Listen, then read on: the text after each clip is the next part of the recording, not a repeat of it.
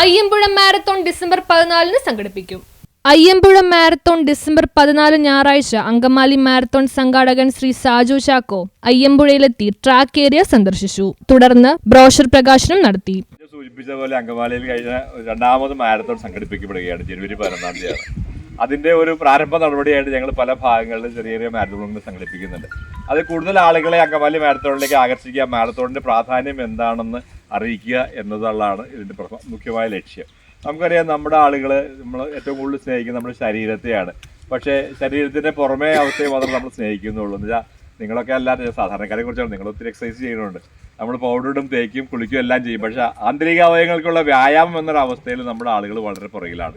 ആ ഒരു അവസ്ഥയൊന്ന് മാറ്റി തങ്ങളുടെ ശരീരത്തിന് ആവശ്യമുള്ള വ്യായാമം നടന്നെങ്കിലും ഉണ്ടാക്കുക എന്നതാണ് മുഖ്യമായിട്ട് നമ്മൾ. സ്പോർട്സ് പ്രതിഭകളുമായി ആശയവിനിമയം നടത്തി പങ്കാളിത്തം ഉറപ്പാക്കി. അയ്യമ്പുഴ സ്പോർട്സ് അസോസിയേഷൻ ഭാരവാഹികളായ സാൻജോ ജോസഫ്, എബി ഫ്രാൻസിസ്, സെബാസ്റ്റ്യൻ കെഒ, PJ ജോയി, ദീർഘദൂര ഓട്ടക്കാരൻ സോമൻ, ഷൈജു VS, ബിജോ, ഷൈജു KK എന്നിവർ നേതൃത്വം നൽകി. ജനുവരി 11 നടത്തുന്ന അങ്കമാലി മാരത്തോണിന് മുന്നോടിയായി അയ്യമ്പുഴയിലും മാരത്തോൺ സംഘടിപ്പിക്കും. News bureau, Ayyampuzha.